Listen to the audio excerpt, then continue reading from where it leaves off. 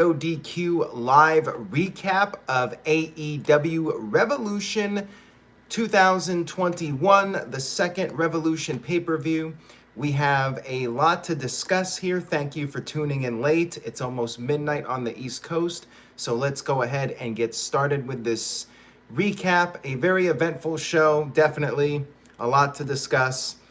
We had the buy-in match, which was a tag team match. Riho and Thunder Rosa against Dr. Britt Baker and Maki Ito, who was part of the Women's Eliminator Tournament.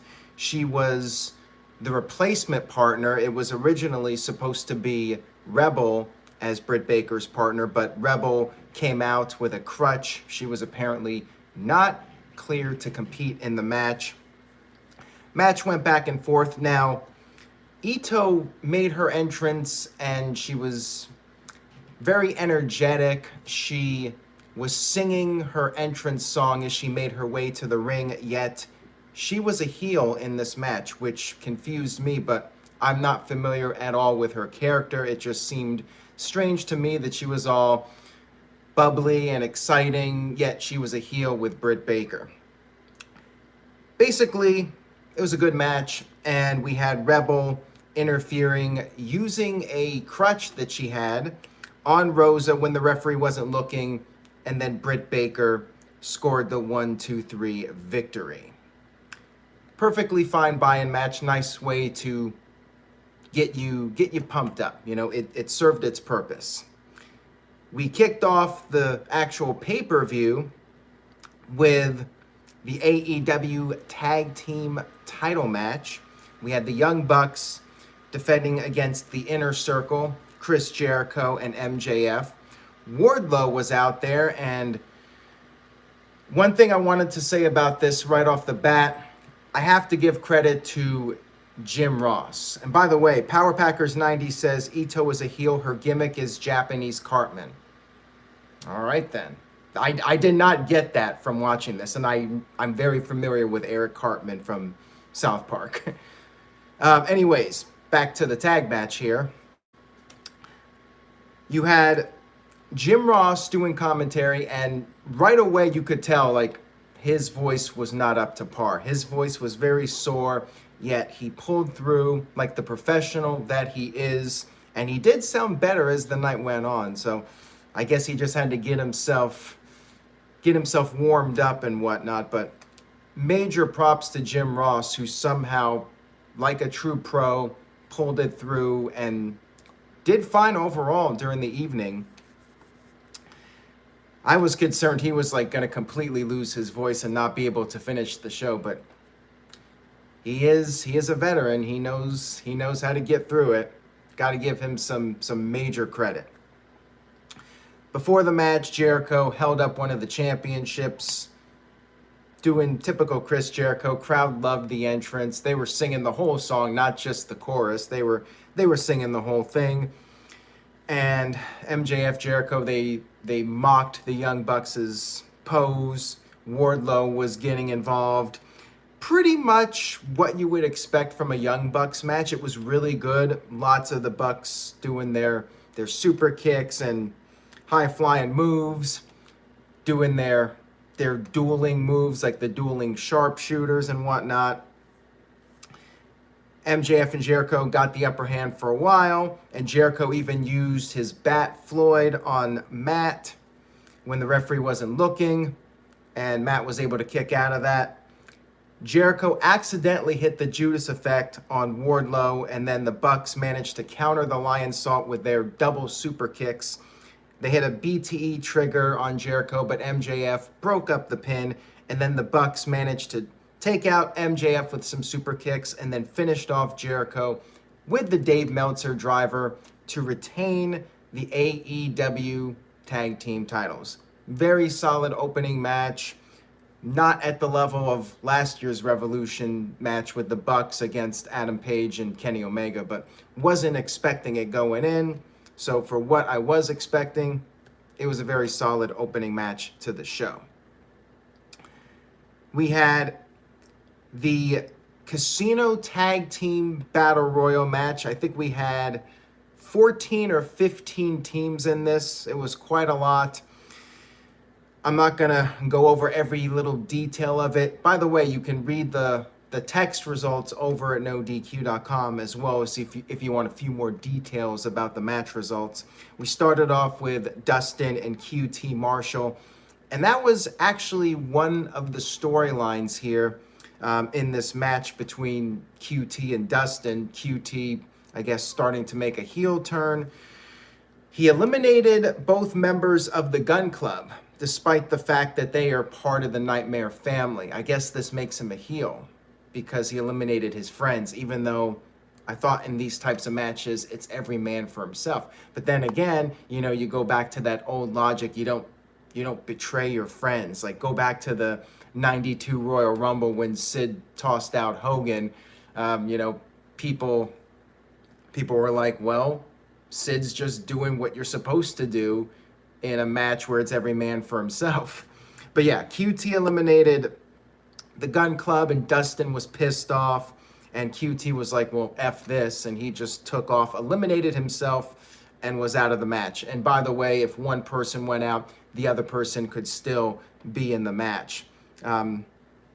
Pretty much all the young up-and-comer tag teams were in this match. You had the Varsity Blondes, you had several tag teams from the Dark Order represented. Even Peter Avalon and Cesar Bonani were in this match.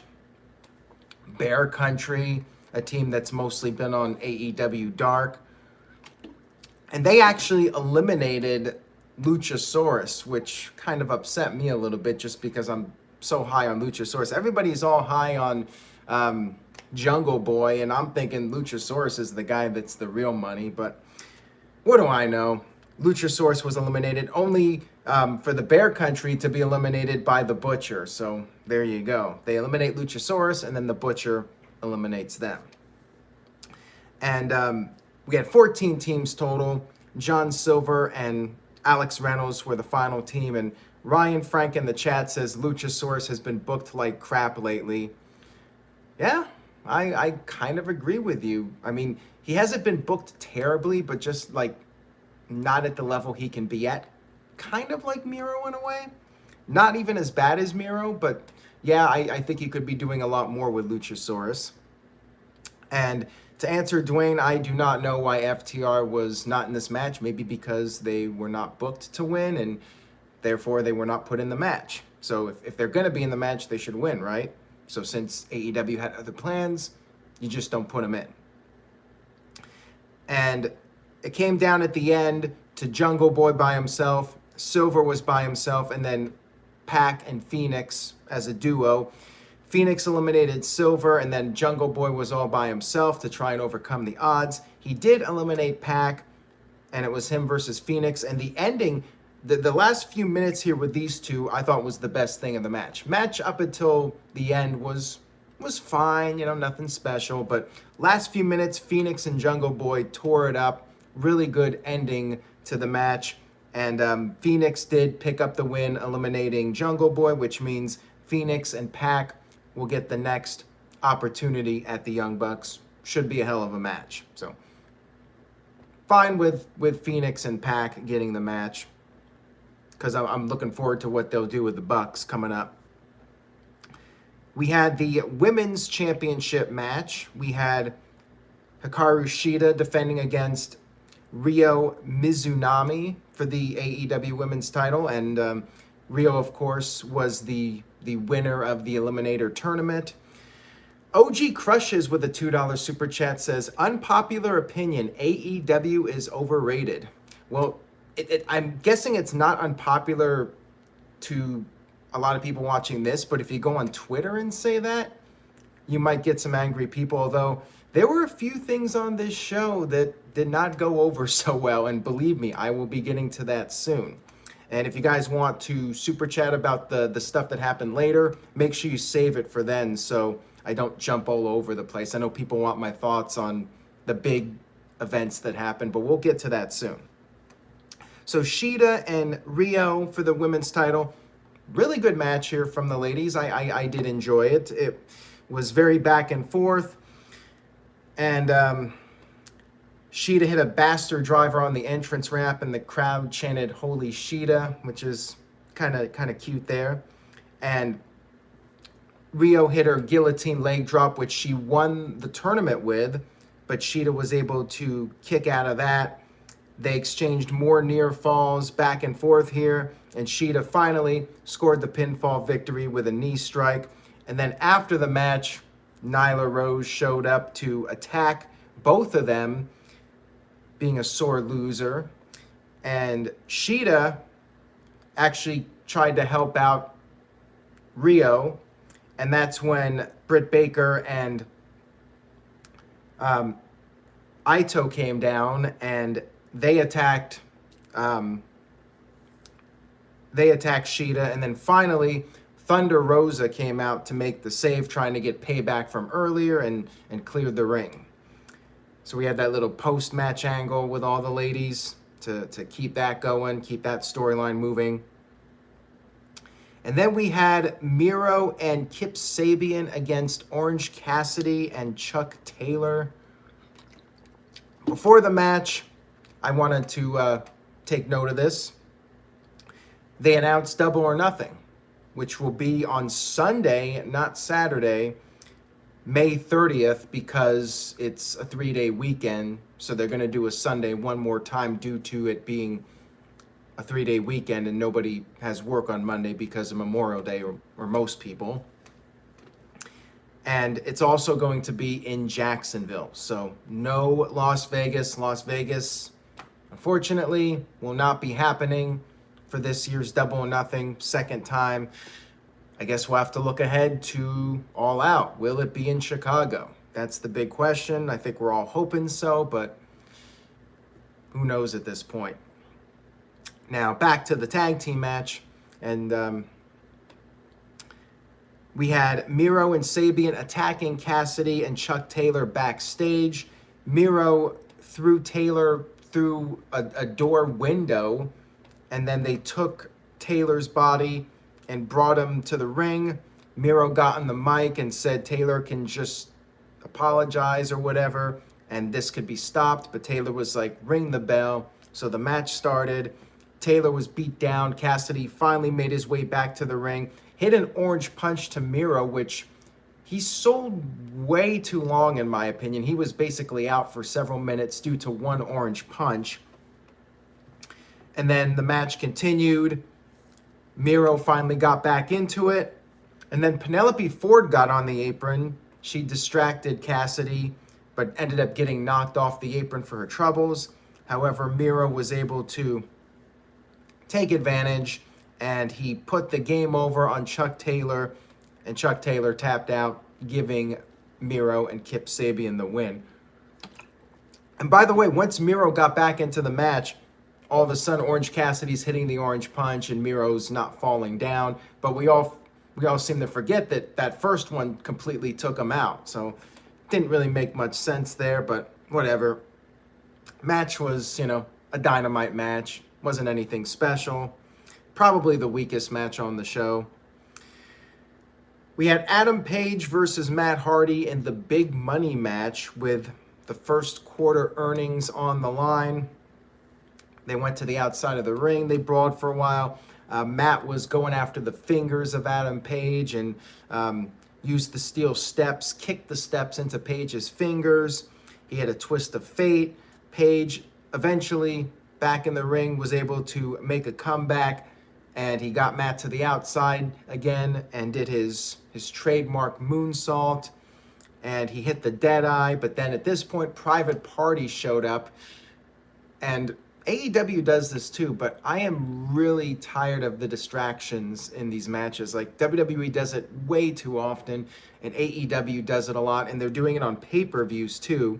So it's really becoming overkill, where there's constant outside interference, and I think you should really minimize it on pay-per-views, just my opinion. So Private Party getting on the apron, distracting Page. Page attacked both of them. Hardy was able to counter, hit the buckshot lariat, Hardy was able to counter the buckshot lariat, and he hit the side effect. He hit the twist of fate. However, Page was able to kick out of that. and then members of the Dark Order ran down to even the odds. Page was knocked off the apron, but he fell. All of the Dark Order members were there to catch him, and they pushed him back up. And then Page was able to use that momentum to hit his finisher, the buckshot lariat, and then he scored the 1-2-3 victory, meaning he gets Matt Hardy's first quarter earnings from AEW. And after the match, Page hugged the Dark Order, so it looks like he is accepting them as his friends. And even Colt Cabana came down and gave Page a beer. All is right in the world of the Dark Order and Adam Page. Pretty much what I expected here with the stipulation that Matt would be on the losing end of this. OG Crushes says, yeah, this show had so many run-ins. I did not like that at all. And I agree with that. I definitely think that's become an overkill. Let's move on here. We had the ladder match. And up until this point, like, the show was good. The wrestling was good. But there was just, like, a lack of any, like, major events or something that would really get people talking and buzzing. So I was hoping at this point, like, with the last few matches we had here and the big announcement of the major signing, that, you know, something really noteworthy would happen. Wrestling was good, but it didn't feel like a very eventful show up to this point. And OG Crushes says, nice Camp Crystal Lake shirt. Thank you for that. We had the ladder match, Cody Rhodes, Scorpio Sky, Penta, Lance Archer, Max Caster, who did another freestyle, made a reference to the governor of New York, taking a shot at him.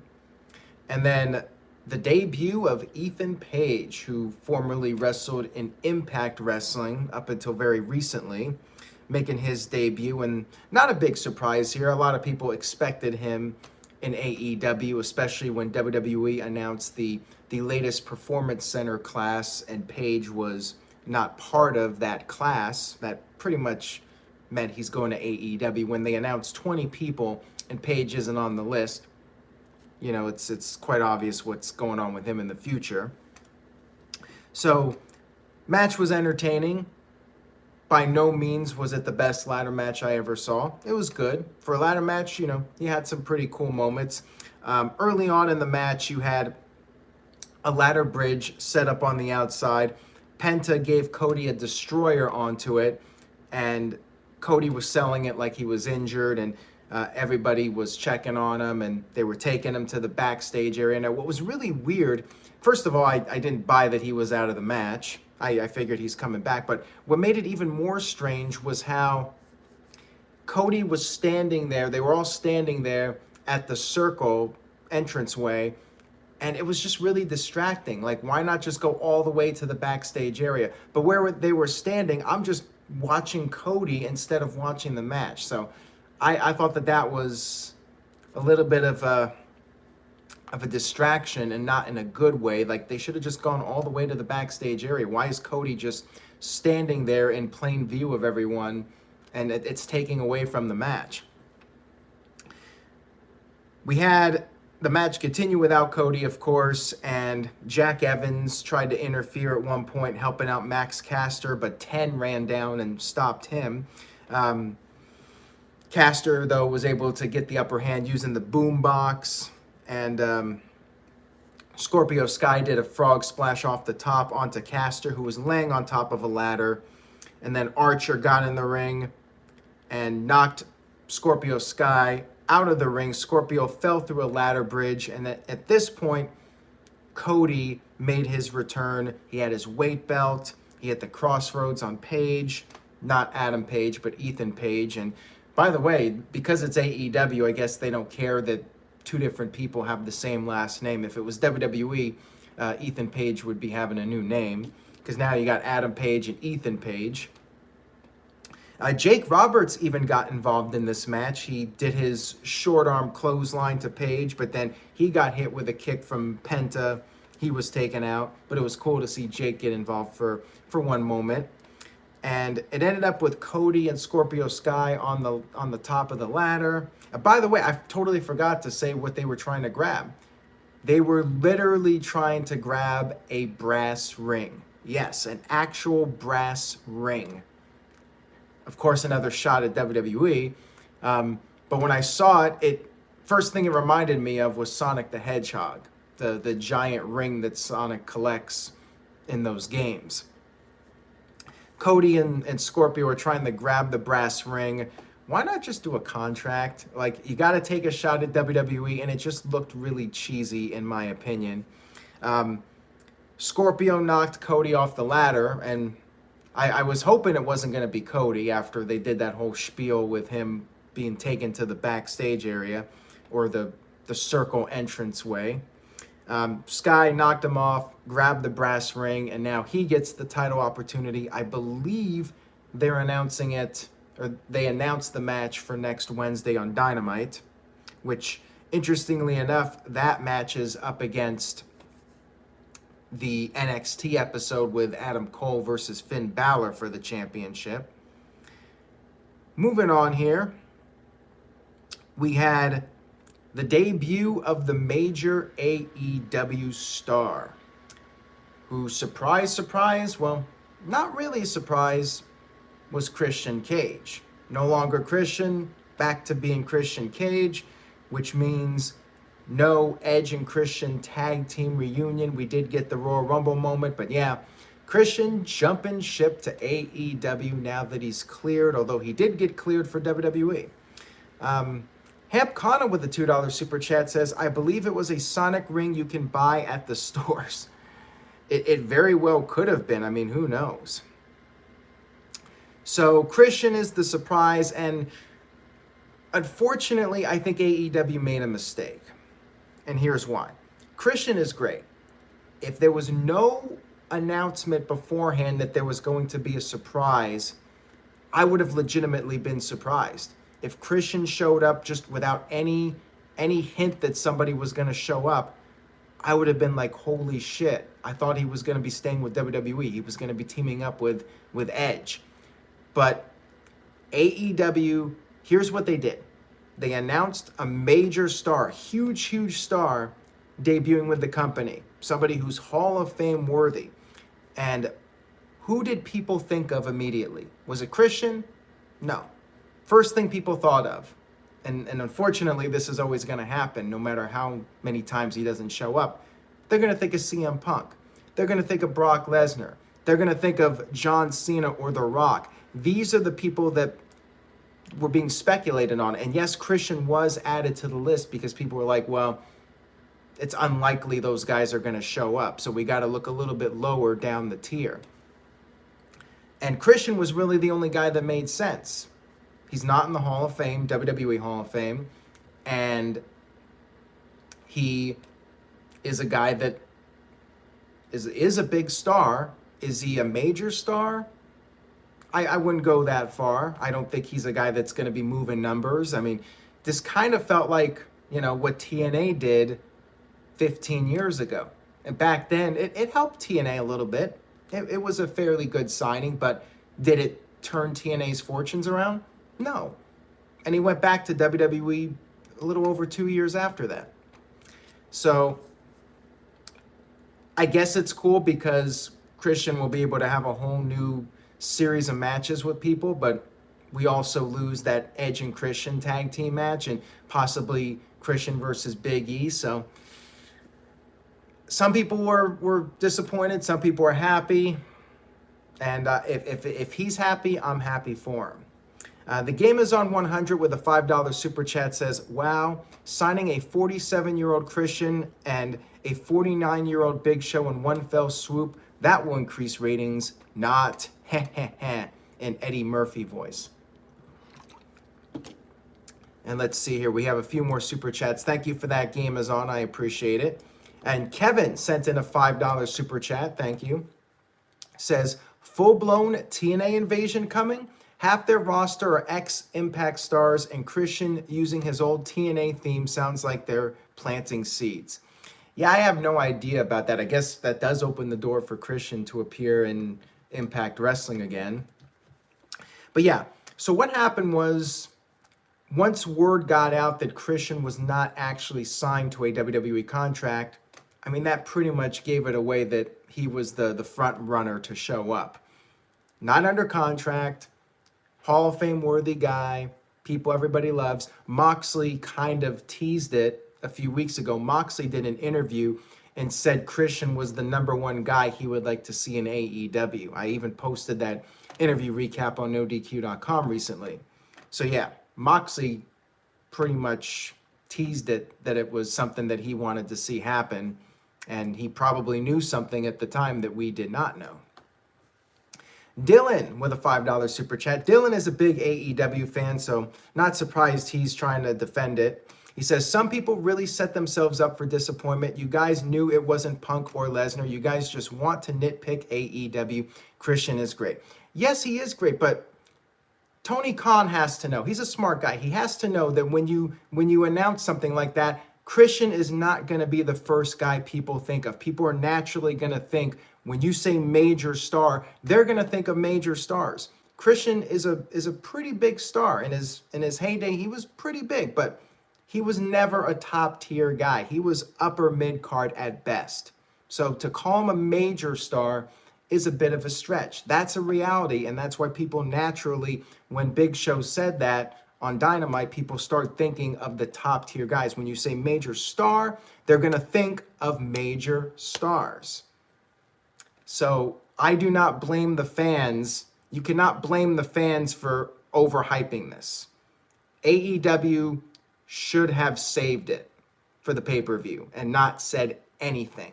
Because if they did that, the unanimous reaction would have been holy shit from everybody. Everybody would have been like, oh my God, I can't believe Christian is here. Instead, everyone's like, oh, it's Christian. See what I'm saying? They made a mistake. And I cannot defend AEW on this one. It's their fault. You cannot blame the fans on this one. And it's cool to see Christian there. Like I said, I'm happy for him, and I'm sure he'll do well. He'll have some fun moments, but I think AEW should have done this differently. All right, so enough Christian talk. Let's move on here to the cinematic match, the return of Sting to the ring, in a way. Not a traditional wrestling match, but a cinematic style match. And this was really good. Sting and Darby Allin against Brian Cage and Ricky Starks. By the way, two people with the name Cage now. So you got Brian Cage and Christian Cage. Again, something that would not happen in WWE. Cage and Starks, they were at the top of a parking garage. They were driving to this warehouse in a Lamborghini, and Darby Allin made his entrance in black and white on a skateboard, just riding through the city, and he hitched a ride from Sting, who was driving a pickup truck. And then they were accompanied by a bunch of hoodlums, a bunch of guys in druid costumes with Sting masks, and Taz was on commentary for this. He was pissed off because there were all these guys there outnumbering Ricky Starks and Brian Cage, and they had a ring set up in this warehouse, and all the hoodlums were surrounding it. So it started off like a traditional match in this ring, and then it quickly spilled to the outside, and the hoodlums got beat up by Brian Cage. And we had this music playing in the background, so yeah, it definitely had a cinematic feel to it with the music, although we did have the commentary. Some people thought it would have been better without the commentary. I've seen different opinions on it, but I was fine with it. I do think maybe it was a little bit overkill with Taz doing the commentary and all that.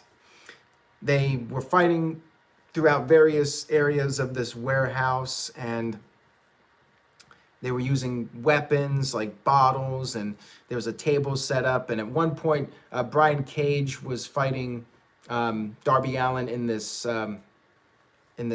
hallway, and there were these steps, and he grabbed him up for the vertical suplex and was carrying him up the steps.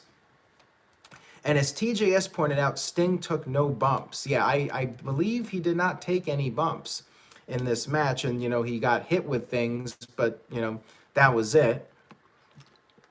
And, you know, they were very good at protecting Sting, the way everything was shot, and a lot of the craziness involved Darby Allin, all the big stunts in the match. Allin did a coffin drop onto Starks. He climbed up this pillar and dropped down on him. And then all of a sudden we had Will Hobbs and Hook interfere.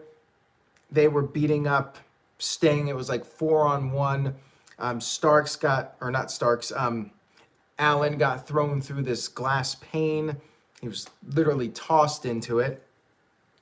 And then everybody from Team Taz went after Sting. However, Allin was on this balcony. He had the baseball bat, which Sting had gotten rid of earlier to prove that he could fight without it. Allin threw the bat down to Sting. Sting got the upper hand, hit everybody with the bat. He hit Brian Cage. Cage rolled onto this table or platform, whatever it was. And Allin did this big dive, this big elbow drop off the balcony all the way down through the platform that Brian Cage was lying on, and they were out of the match. It was down to Sting and Starks. They got back into the ring so they could finish the match in the ring. Starks got the upper hand a little bit, but Sting made his comeback and then hit the Scorpion Death Drop for the win. Match was very entertaining. Like, to me, this was not as good as the Boneyard match, but it was a pretty damn entertaining cinematic match. I really enjoyed it. Definitely the best one since Stadium Stampede. And it was exactly what you would hope it would be for a cinematic match. Maybe they could have done a little bit less with the commentary. Maybe you could have tweaked a few things. But all in all, I really enjoyed it. And Dylan with a $5 super chat, thank you, Dylan, says, glad you enjoyed the street fight. I liked it too, yet I saw people complaining, Jesus. Yeah, I really didn't have any complaints about it. It was entertaining. It served its purpose. Sting looked good. You protected him. Darby Allin got to do some cool stuff with the skateboard, and, you know, the entrances were fun. And you know what it reminded me of? It reminded me of the WrestleMania 19 game on the GameCube, which, of course, for you old school No DQ fans, you remember the videos from No DQ CAW. And, you know, you had those matches like where you're in the warehouses and you're hitting people with all these different weapons. It very much had that vibe, and I wonder if that was done purposely by design from AEW. They remember that game and they decided to do a real life version of that. And I thought it was cool. I really enjoyed it. To me, this was probably the highlight of the show. So let's talk about the main event of this pay-per-view. The exploding barbed wire match.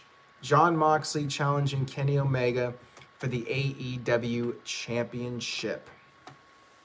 Moxley got a very lengthy entrance for the match. It had a big fight feel to it for sure. Don Callis was out there on commentary, and Moxley was saying a prayer before the match, took a shot of Jack Daniels from a flask. I liked this. I thought this was a nice touch. Moxley making it feel like a really big deal, as it should be. And you had the barbed wire surrounding the ring, and you had these barbed wire mines on the outside, these boards that were set up around the ring. Hab Connor with a $5 super chat says, I'm paying you $5 to never mention that awful season mode again on WrestleMania 19. I guess I'm the only person that enjoyed it. I know that was controversial, but I enjoyed that mode, and No DQ CAW got off the ground thanks in part to that revenge mode on WrestleMania 19. Anyways, back to the barbed wire match. So there were a lot of teases in the beginning, you know, to set it up. Nobody touching the barbed wire, you know, acting like one guy's going to go into it and then the other acts like he's going to go into it. They fought on the stage a little bit. That one side by the stage was not covered in barbed wire, so they were able to leave. And you had some weapons, and you had Omega using some powder on Moxley, which allowed him to finally throw Moxley into the barbed wire. Well, kind of. So he threw him in, and the explosions went off. But a lot of people noted this on Twitter. The explosions went off at a before or after he hit the ropes, or before he hit the ropes. There was, a delay between when the explosions went off and when Moxley hit the ropes. So it wasn't timed exactly right. So it looked a little bit weird, especially when you saw it from different camera angles. It didn't really look ideal from a production standpoint. But people popped for it. The crowd was loving this. And, it was a spectacle, but I think I would have enjoyed something like this more in person. Watching it at home didn't quite feel as intense as it would be in person. And even watching back the old exploding barbed wire matches, like maybe because it's in high definition now and you can see everything more clear, but it just didn't feel as impactful as those older matches from the 90s. Clayton, the Specialist Williams, with a $5 super chat. Thank you for that. Says, do you feel Christian is in good terms with WWE still? Who knows? I mean, I'm not sure if he's going to get that Hall of Fame spot anytime soon, but down the line, he might.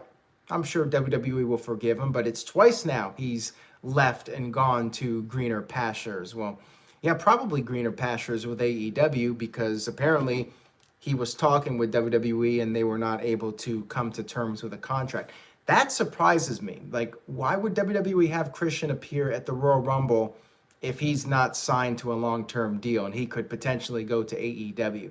So that's very un-WWE-like, actually. And Dylan with a $2 super chat says, are we really going to complain about the timing? Well, the thing is, Dylan, with the timing, it's all about suspension of disbelief, right? That's what the name of the game is. So when you see it and the timing's off, it kind of takes you out of that moment and you're like, well, this is clearly staged. And that can create a problem. So I think it's constructive criticism. It could be nitpicking a little bit, but I still think people that are saying, the timing took them away from the match, I get where they're coming from. So anyways, the match was still a spectacle. Both guys were busted open. They were using weapons back and forth, and Omega got sent into the barbed wire twice. Moxley gave Omega a side slam onto a barbed wire covered chair.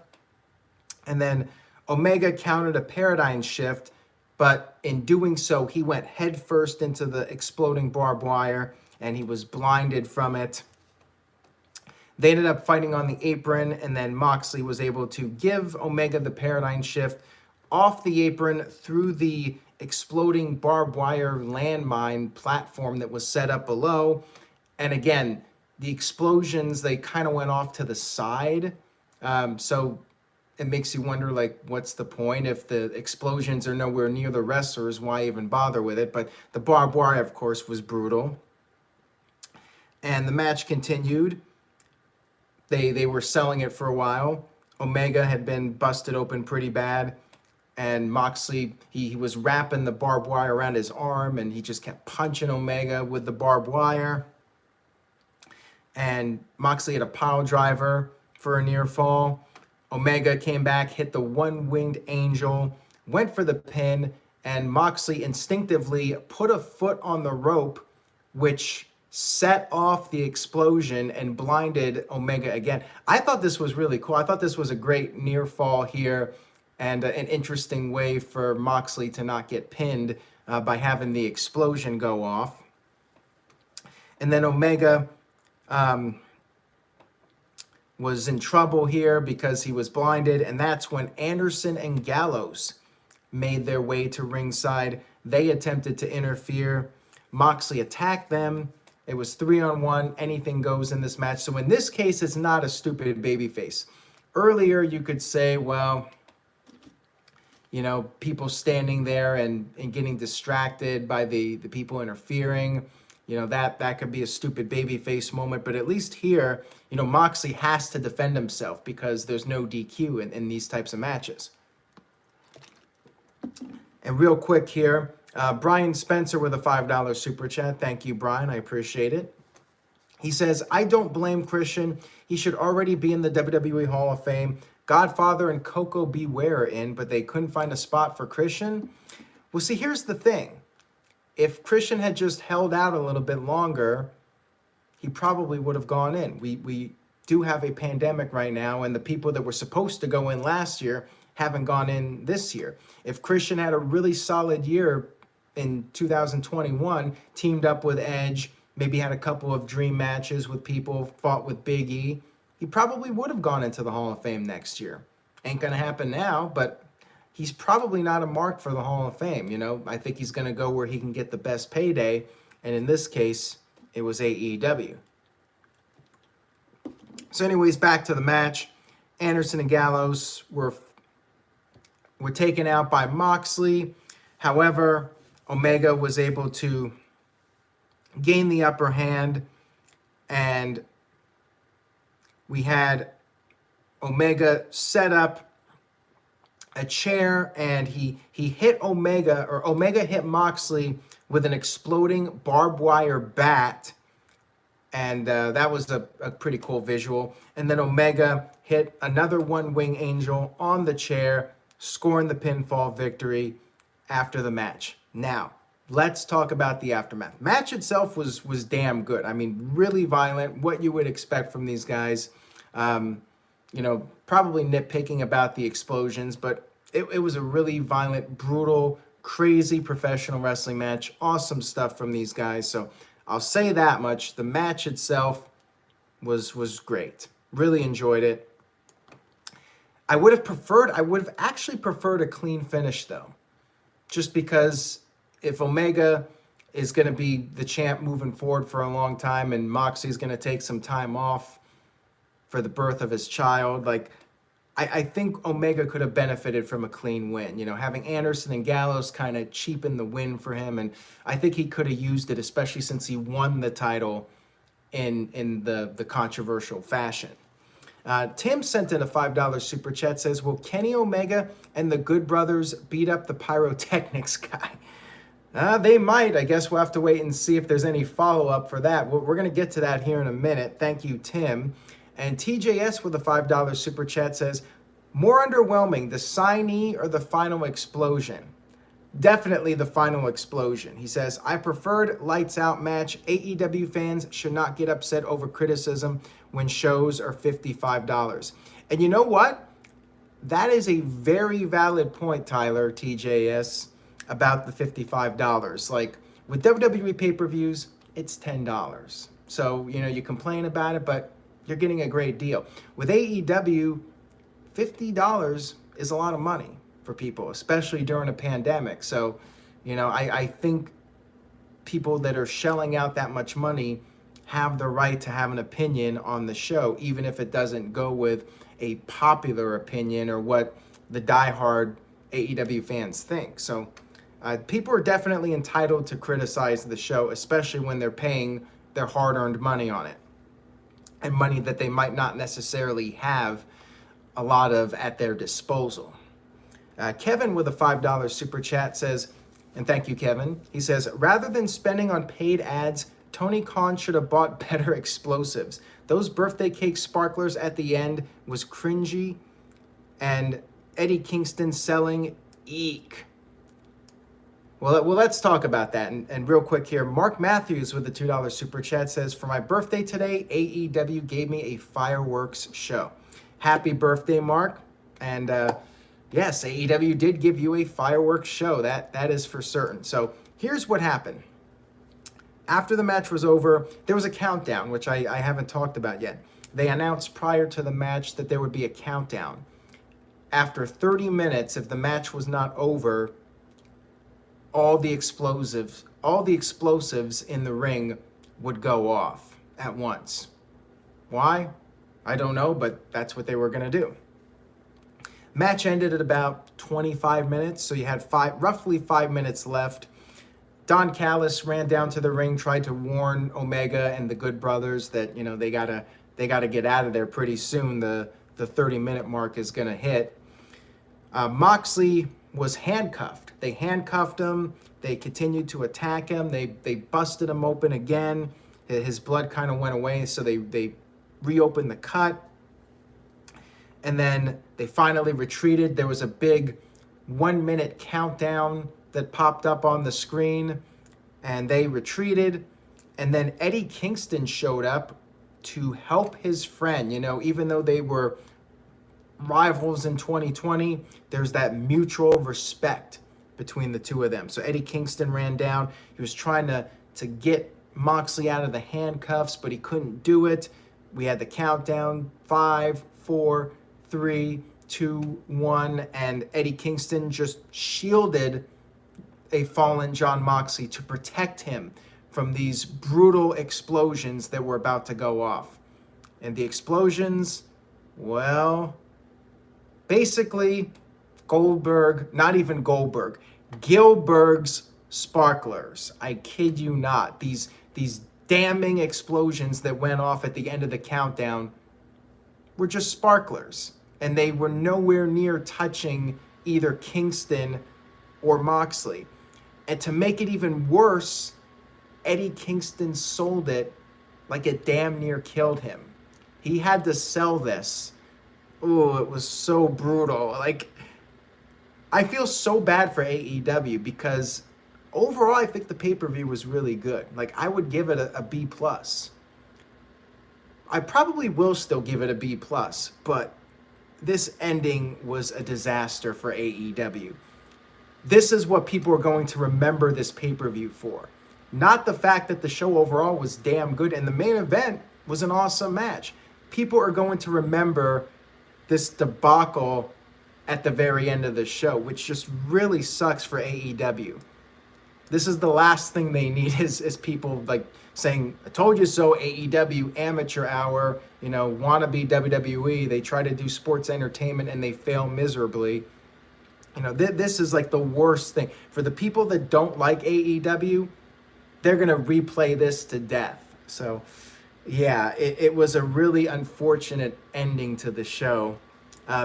Jeff Meacham, good old JM Jeff Meacham from JeffMeachamNetwork.com, just sent in a $5 super chat. Thank you, Jeff. He says, definitely the last death match I'm ever going to watch. Don't have the stomach for this shit anymore. Hope you and Caitlin enjoyed the show. Caitlin got tired. She could not finish it, and she was kind of laughing at the effects. And Caitlin doesn't really watch much AEW. And the few things she did watch tonight, she was basically laughing. Like, she laughed at the Dark Order, first of all. And, yeah, she was laughing with the effects of the match. So, you know, I can only imagine what casual viewers thought of that. Dylan with a $10 super chat. Thank you very much, Dylan. I appreciate it. He says, the main event was great. I feel bad for AEW's underwhelming final bang. I don't like that some people are laughing at AEW despite the legit punishment that Kenny and Moxley put themselves through. And I agree with you. It really sucks. I think they should have just done the match. Omega wins clean. And let that be it. Like, all the other stuff with the Good Brothers and doing the whole, the grand explosion, or they should have at least pre-taped that. I guess they couldn't pre-tape the end of it, so never mind. Yeah, I just wonder if there was a different way they could have done that so it would have looked more spectacular instead of trying to do it live. And the crowd was booing. And I've never heard, well, not true. I remember when the Dark Order first came on the scene, that last Dynamite of 2019, the crowd was booing pretty heavily with the Dark Order stuff. But yeah, nothing really much, although because of the pandemic, we really haven't had a lot of shows with full crowds. But yeah, crowd booed the end of this with the explosions. And they were hot for the match too. Hamp Connor with a $5 super chat. Thank you, Hamp. Says, the countdown and explosion was like going on an all-night date and not getting any at the end of it, except for maybe a 30-second handy. Ouch. That was a harsh comment. So let's do the letter grades for this show. Dylan Folk says D-. I mean, come on now. Steve-O with a D+. Wow, that surprises me. I thought Steve-O would be a little bit more positive. Curtis Butler says a gimmick on top of a gimmick. TGS says this or the lights out match. I would probably go with the lights out match, but I still enjoyed the barbed wire match. TGS says C+, MVP Kev with a B+, James with a B+, and Michael Wayne with a C. Jeff Meacham says B+, and Gary says B+. And I'm going to stick with the B+. I still think AEW overall put on a really good show. Did they make a few mistakes? Absolutely. The Christian thing, I think, should have been done differently. The whole thing with the explosions at the end, definitely, they probably should have left that on the drawing board. Dylan with a $5 super chat. Thank you, Dylan. I appreciate the super chats very much. He says, it sucks that WWE puts on terrible shows every week. No one cares. Yet AEW makes only a few mistakes and people act like it's the end of the world. Well, that's a good point, Dylan. And also, I think it has to do with a $50 pay-per-view versus a $10 pay-per-view. And WWE puts on pay-per-views every month. So, you know, you're going to get a mixed bag with WWE. If AEW was doing pay-per-views every month and they were $10, then it would be a different story. But yeah, when people are paying $50 for pay-per-view, they're going to tend to be a bit more critical because they're spending more money naturally. Dylan Folk says the main event was overbloated. And Steve-O says this ending was extremely embarrassing for AEW. Yeah. And that's really the worst thing for them. But overall, I think the show was worth the money. And, you know, I give them an A for effort. Execution, it had its moments. Some moments better than others. But all in all, it was a pretty good show. Maybe a bit too long. But again, that's nitpicking on my part. I'm used to the shorter pay-per-views now. Like, I love the 2.5 hour WWE pay-per-views. But I get it. Because it's AEW, they're charging you $50. They gotta go longer to justify the price tag. I just wish they would start the show earlier. And Asim says, is it the worst AEW pay-per-view thus far? I mean, worst ending, but I probably liked it more than All Out in 2020. I mean, it's a toss-up. All Out 2020, a lot of people say that was the weakest AEW pay-per-view, so, you know, it might be up there with that. Definitely not at the level of last year's Revolution. I will say that much. Anyways, guys, thank you so much for tuning in. I hope you enjoyed the video. If you did, give it a like and subscribe. YouTube.com/AaronRift, Turn on the notifications for the latest updates. Take care, everybody. I will see you all next time.